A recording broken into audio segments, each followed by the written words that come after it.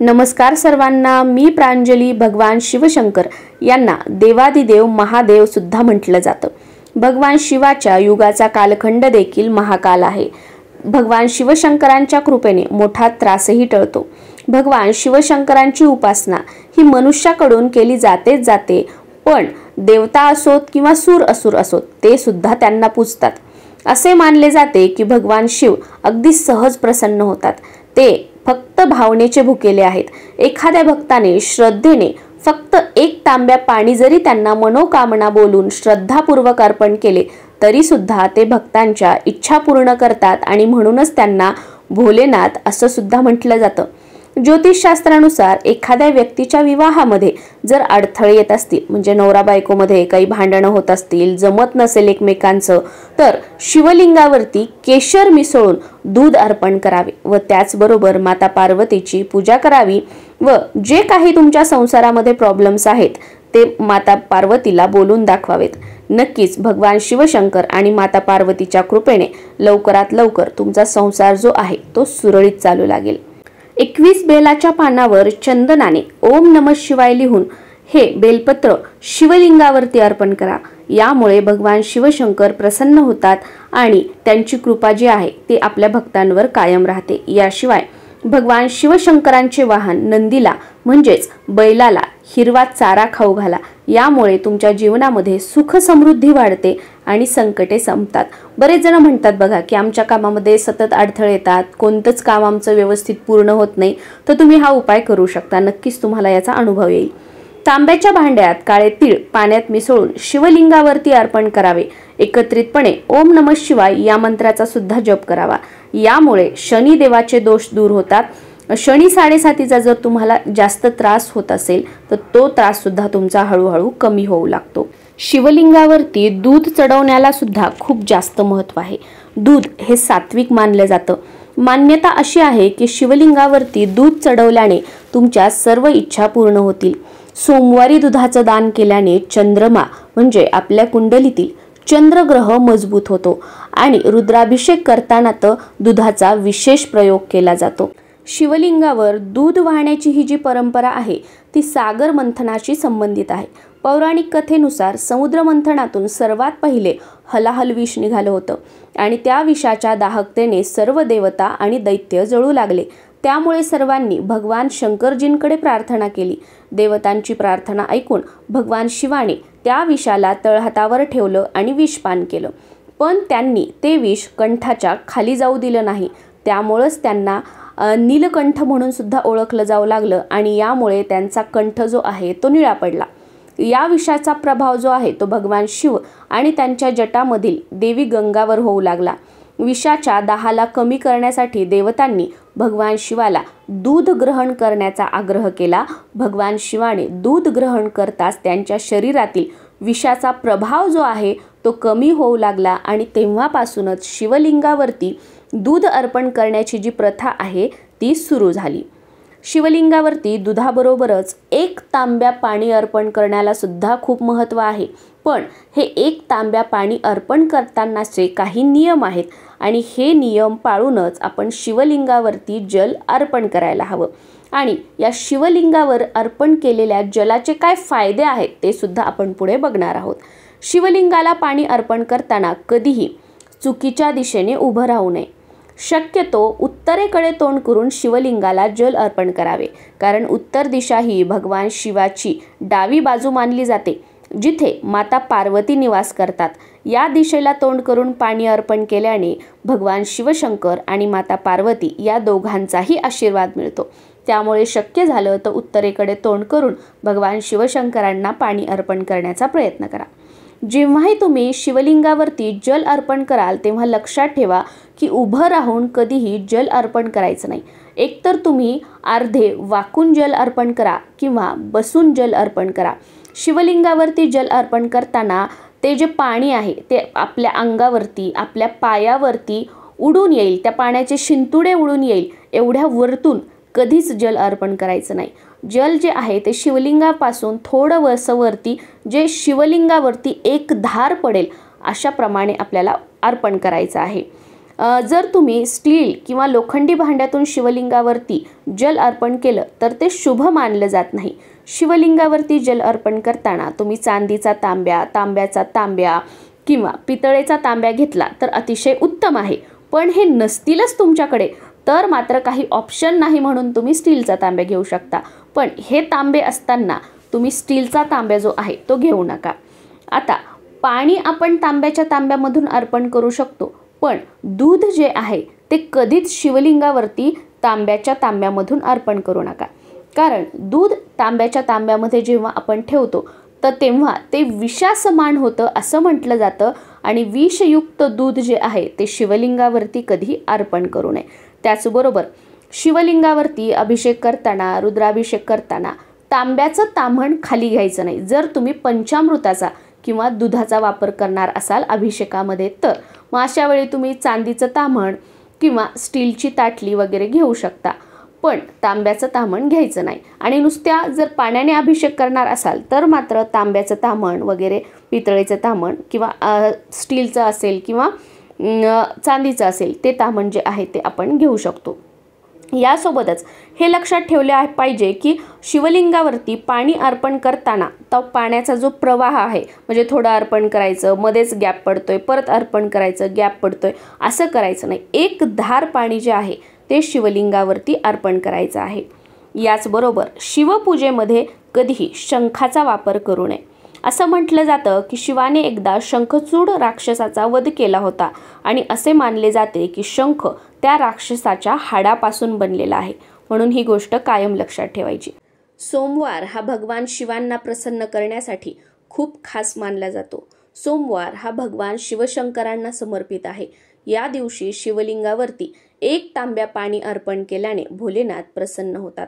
सोमवारी भगवान शिवशंकरांना जल अर्पण केल्याने सर्व प्रकारच्या इच्छा लवकर पूर्ण होतात. सोमवारी भगवान शिवशंकरांना म्हणजे शिवपिंडीवरती जल अर्पण केल्याने मानसिक शांती देखील मिळते. सोमवारी महामृत्युंजय या मंत्राचा जप करणे हा भगवान शिवशंकर यांना प्रसन्न करण्याचा सर्वोत्तम मार्ग आहे.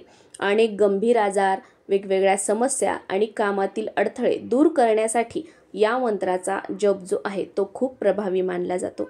मंगळवारी शिवलिंगावरती जल अर्पण केल्याने व्यक्तीला सर्व देवी देवतांचा आशीर्वाद मिळतो आणि त्यांच्या कामात यश मिळते. धार्मिक मान्यतेनुसार बुधवारी शिवलिंगावरती पाणी अर्पण केल्याने विवाहातील अडथळे दूर होतात. दुसरीकडे विवाहित जीवन जगणाऱ्या लोकांचे जीवन आनंदाने आणि शांतीने जाते. गुरुवारी शिवलिंगावरती जल अर्पण केल्याने व्यक्तीला शिक्षण क्षेत्रात यश मिळते.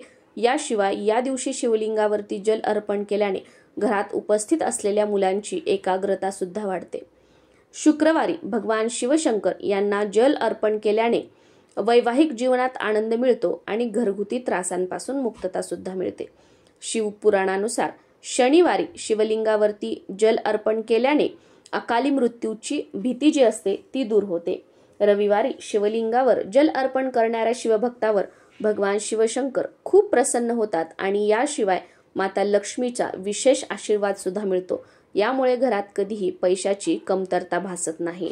जर तुमच्या घरामध्ये वास्तुदोष असेल, तुमच्या जागेमध्ये काही दोष असतील, तुमच्या घरामध्ये सतत भांडणं होत असतील, घरामध्ये एकोपा नाहीये, तर अशा वेळेला दररोज कोणत्याही सोमवारपासून सुरू करून किंवा दररोज शक्य नसेल तर प्रत्येक सोमवार तुमच्या घराच्या आजूबाजूला जिथे कुठे महादेवाचं मंदिर असेल तिथे जाऊन 1 तांब्या पाणी तुम्ही शिवलिंगावरती अर्पण केलं, तुमची जी अडचण आहे, समस्या आहे, भगवान शिवशंकर यांना सांगितली आणि त्यातून बाहेर पाडण्यासाठी मार्ग दाखवा अशी प्रार्थना केली.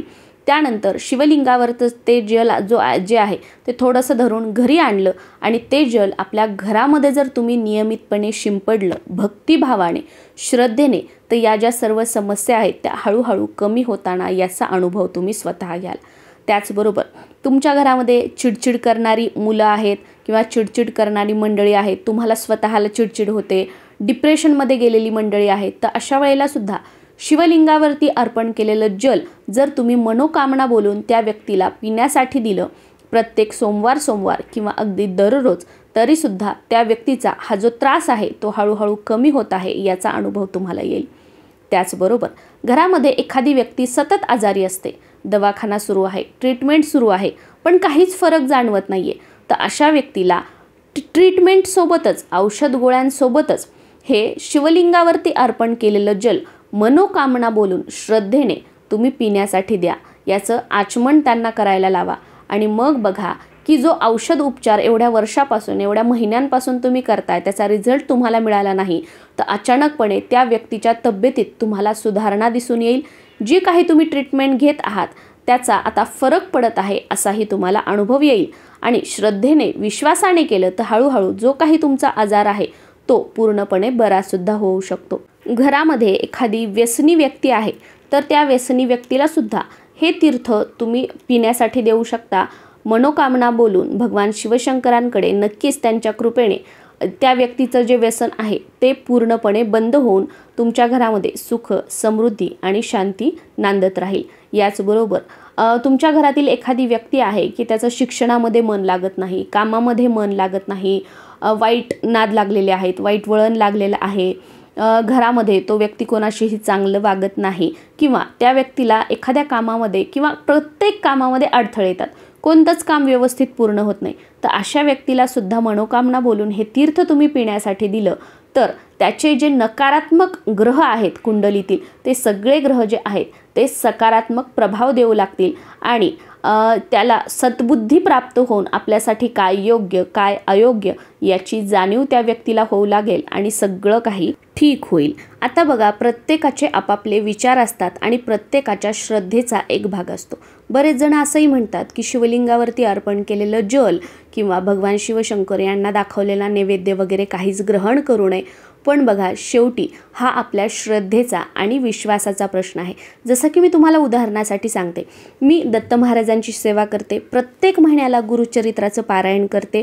मग बरेच जण म्हणतात की महिलांनी गुरुचरित्राचं पारायण करू नये, असा त्रास होतो, तसा त्रास होतो, हे प्रॉब्लेम होतात, ते प्रॉब्लेम होतात.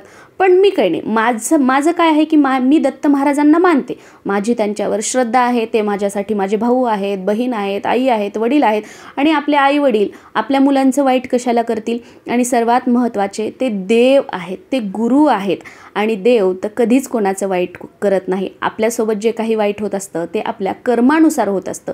या उलट जेव्हा आपण देवाची भक्ती करतो, नामजप करतो, तर यामुळे आपल्या भोगांची जी तीव्रता असते ना ती कमी होत असते. अगदी एक वेळा जरी तुम्ही देवाचं नाव घेतलं तर देव व्याजासकट ते परत करतो.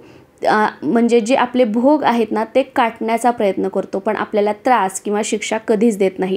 त्याच्यामुळे कोण काय म्हणतंय, कोण काय सांगतंय याही पलीकडे तुमचा विश्वास असायला हवा की माझा विश्वास आहे ना, मी भगवान शिवशंकरांना मानते तर मी ते जल घेणार किंवा मी त्या प्रसाद जो आहे तो खाणार. आता मी सुद्धा महादेवांची पण सेवा करते, माझ्या घरात माझी आई खूप मानते त्यांना, तर मी स्वतः ते तीर्थ जे आहे ते घेते. मी स्वतः 16 सोमवारचं व्रत केलेलं आहे, तेव्हासुद्धा मी ते जल जे आहे मंदिरातून घरी आणून घरात शिंपडलं वगैरे जे काही उपाय असतात ना जलाचे ते सगळे केलेले आहेत. मी पशुपती व्रत केलेलं आहे, तेव्हासुद्धा जल आणून मी त्या जलाचे उपाय केलेले आहेत. म्हणजे कोण काय सांगतं या गोष्टी आपल्यावर हावी होऊ द्यायच्या नाही.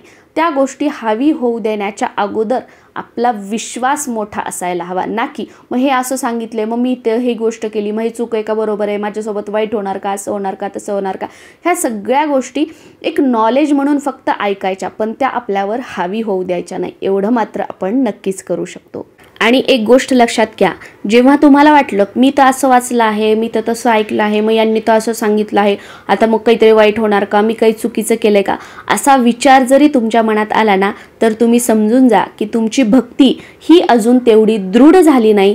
तुम्ही ज्या देवाचं करताय त्यांच्याशी तुम्ही एकरूप झालेले नाही आहात, एकनिष्ठ झालेले नाही आहात. आपली भक्ती वाढवण्याची गरज आहे. कुठेतरी माझी भक्ती कमी पडते म्हणून माझ्या मनामध्ये ही शंका आली, हे समजून जा आणि जी भक्ती करताय त्यापेक्षा अजून दृढ विश्वासाने अंतकरणातून भक्ती करायला सुरुवात करा. कारण ज्या वेळेला आपण पूर्ण अंतकरणातून भगवंताशी जोडलेले असतो, आपली भक्ती असते, त्यावेळेला असे प्रश्न जे आहेत ना कितीही काही ऐकू द्या तरी सुद्धा आपल्या मनामध्ये निर्माण होत नाहीत. नमस्कार.